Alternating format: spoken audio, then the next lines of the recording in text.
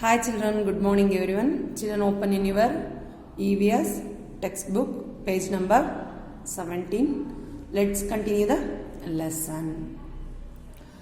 You have learned about the characteristics of living beings. ಮಕ್ಕಳೇ ನೀವು ಇವಾಗ ಕಲ್ತ್ರಿ ಲಿವಿಂಗ್ ಬೀಯಿಂಗ್ದು ಏನೇನು ಕ್ಯಾರೆಕ್ಟರಿಸ್ಟಿಕ್ಸ್ ಅಂತ. Plants and animals are two important components of the environment. Plant ಮತ್ತು animals ಅದು ಎರಡು ಕೂಡ important components. But nowadays their number is decreasing as a result of man's greediness.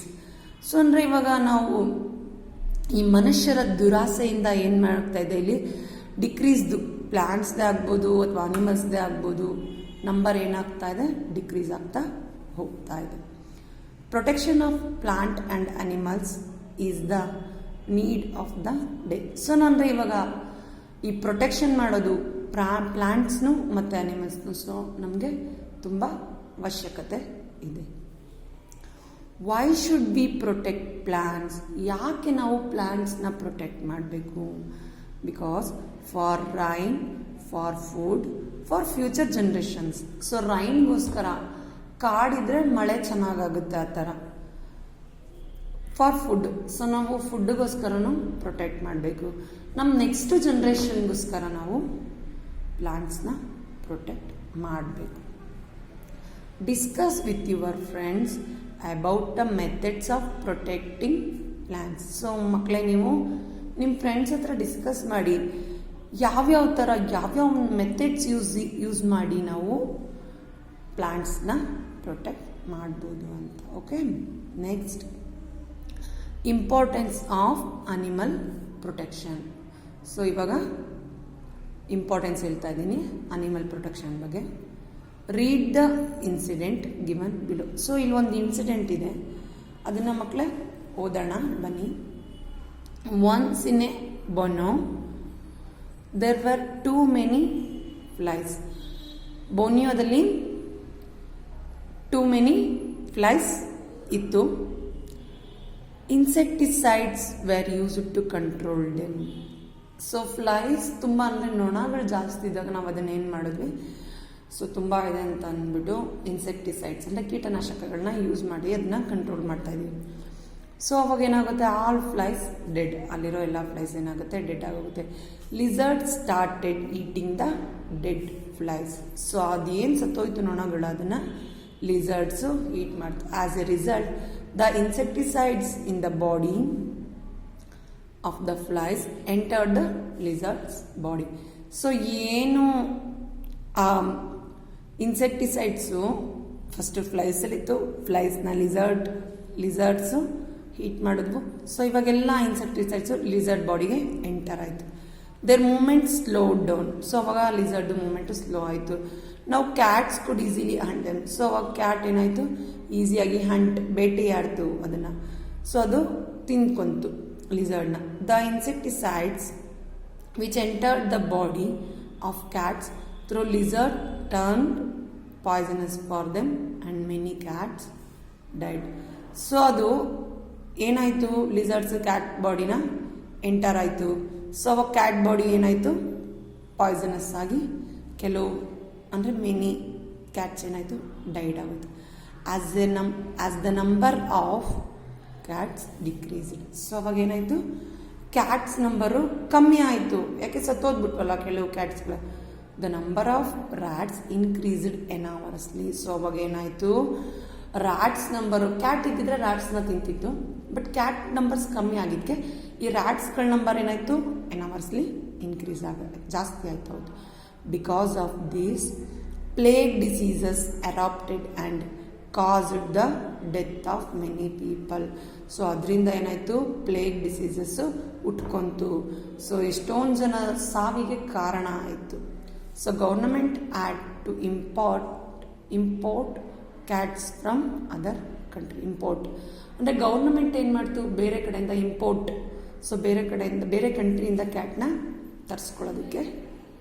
ತರಿಸ್ಕೊಂತು.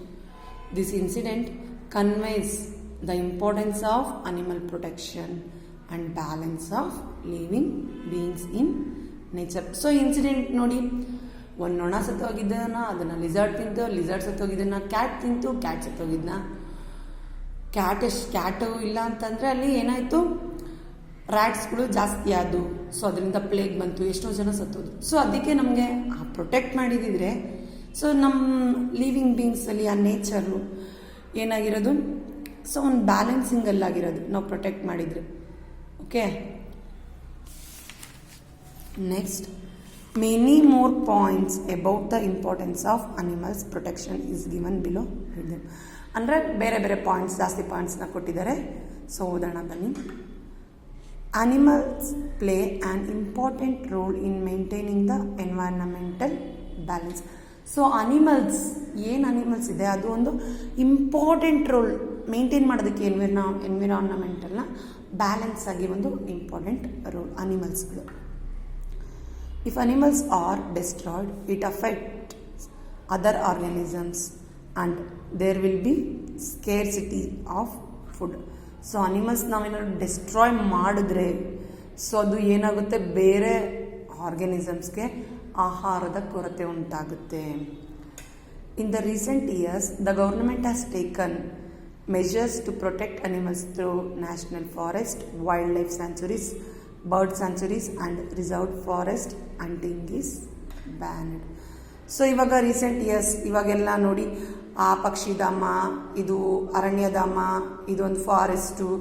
So ಥರ ಗೌರ್ಮೆಂಟ್ ಏನು ಮಾಡಿಬಿಟ್ಟಿದೆ, ಪ್ರೊಟೆಕ್ಟ್ ಮಾಡಿದೆ ಅನಿಮಲ್ಸ್ನ ಆಯಿತು, ಬರ್ಡ್ಸ್ನ ಆಯಿತು, ಎಲ್ಲನೂ ಅಷ್ಟೆ ಈ ಕಡೆ ಪ್ರೊಟೆಕ್ಟ್ ಮಾಡಿ ಅದಕ್ಕೆ ಒಂದೊಂದು ನೇಮ್ಸ್ ಇಟ್ಟಿದೆ.